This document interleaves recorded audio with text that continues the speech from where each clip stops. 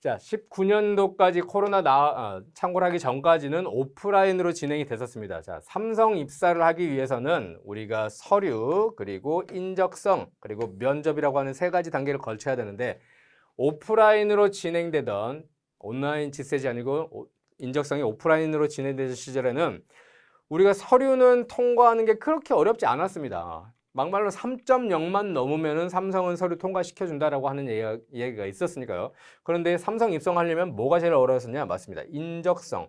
합격률이 20% 이하밖에 안 됐었습니다. 18%, 17% 이랬었거든요.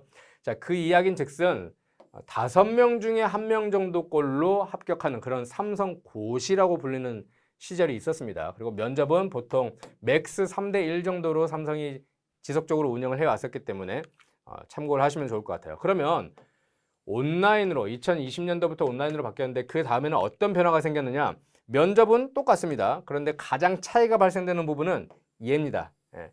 이 친구가 가장 차이가 발생이 되면서 그 피해가 영향이 여기까지 끼치게 된 겁니다. 자, 왜 그러냐? 우리가 원래 오프라인 시절에는 인적성을 그냥 중학교, 고등학교, 초중고 대여해가지고 교실에 한 26명, 20명씩 집어넣어놓고 사람들 한 명씩만 붙으면은 4만 명이고 6만 명이고 볼 수 있게끔 만드는 게 오프라인 G셋이었다라고 하면은 요거는 지금 다 여러분들 모니터링 하면서 녹화도 떠야 되고 그 다음에 1인당 9명 정도씩밖에 못 본단 말이에요. 왜냐면 구분할 요걸로 여러분들은 모니터링을 감독관들이 하시기 때문에요. 그래서 9명 정도밖에 못 봐요.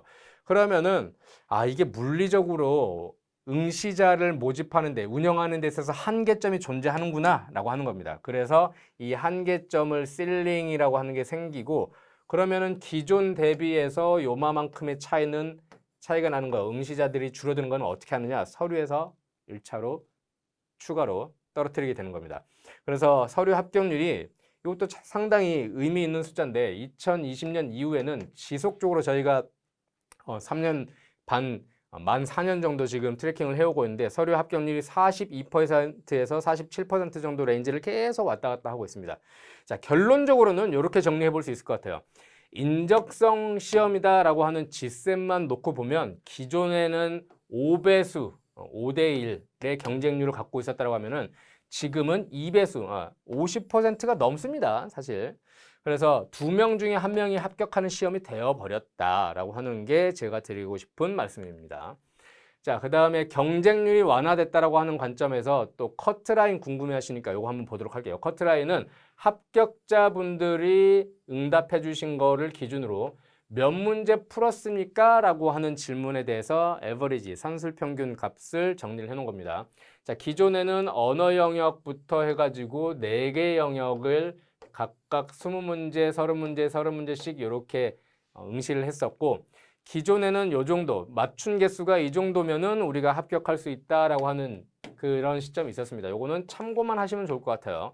5배수 시절에는 이 정도는 맞춰야지. 정말 빡세던 시절이었죠. 자, 실제 여러분들이 이제 체감하셔야 되는 영역은 여기인데 온라인이 처음으로 응시됐었던 시절에는 문제를 조금만 맞춰도 합격하는 판이 짜졌습니다. 이거 왜 그러냐? 둘 중에 하나겠죠. 난이도가 올라갔던지 또는 합격률이 증가했던지 이 둘 중에 하나일 겁니다.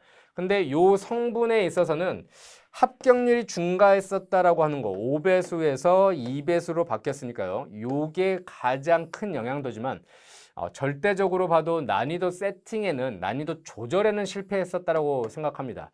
왜 그러냐 이유를 말씀드리면 그 이후에는 난이도 세팅이 계속 지속적으로 유사하게 운영이 되고 있기 때문에 그렇습니다. 자, 온라인 진행되고 있었던 재작년하고 작년 포함하면은 요까지는 난이도 세팅이 조금 힘들었었지만 그 다음에는 정말 유사한 수준으로 계속 운영이 되고 있습니다. 저희도 파악하면서 놀라울 정도로 이렇게 비슷한 수치가 나왔습니다. 자, 2020년도에도 유사하지만 수리 영역에서는 난이도가 소폭 증가했다라고 결론을 내렸습니다. 실제로 제가 계속 이때부터 수리 영역 문제를 복구를 해보고 있는데 이번에는 응용 수리도 난이도가 살짝 올라가고 그 다음에 더군다나 자료 해석에서 눈으로 보고 훑어서 딱딱 선택할 수 있는 문제보다 자료 내에서의 지문을 파악하기 위해서는 증감률에 대한 대소 비교나 아니면 전년 대비해서 얼마가 수치가 변화했다라고 하는 이런 계산을 통해서 또는 연산을 통해서 구분해야 되는 그런 문제의 비중이 높아졌기 때문에 수리 영역에 대한 난이도, 즉 이 시간 투자해야 되는 노가다성 문제가 조금 더 증가했다라고 파악하시면 좋을 것 같습니다.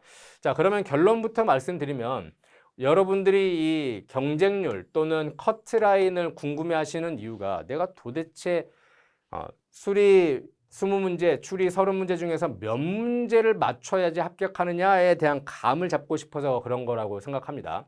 자, 결론부터 말씀드리면 G셋 난이도 기준으로는 수리는 15개, 추리는 요거보다 조금 더 하나 해가지고 25개를 목표로 하십시오.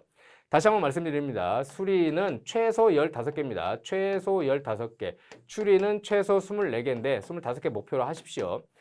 자, 근데 요거는 G셋 난이도라고 하는 거예요. G셋 난이도라고 강조를 드리는 이유는 여러분들이 시중에 나와 있는 뭐 몇 대 교재라고 하는 이러한 교재들에 실려 있는 문제들은 실제 출제되는 G셋보다 난이도가 조금 더 어렵거나 훨씬 더 어렵습니다. 예. 제가 느끼는 난이도는 요 정도라고 생각을 합니다. 요 H사는 난이도가 상당히 어렵습니다. 그리고 여기서 이제 자료 해석이 가장 어려운 거는 2사, 공무원 어쩌고, 요거, 그 다음에 응포트, 요거 얘기하면 안 되는데, 요거 잘라주세요. W사라고 하겠습니다. W사. 그 다음에 가장 G셋하고 조금 어렵거나 아니면 유사한 수준으로 내고 있는 게 지금 렌유인 교재다라고 생각하시면 될 것 같습니다. 그래서 렌유인 모의고사 기준으로 요 정도를 목표를 하시면 실제 G셋에서는 한두 문제 정도씩 더 맞추는 그 정도의 역량이 탑재되는 거기 때문에 그렇게 파악을 하시면 좋을 것 같아요. 요거 2개에서 이렇게 맞추셨다.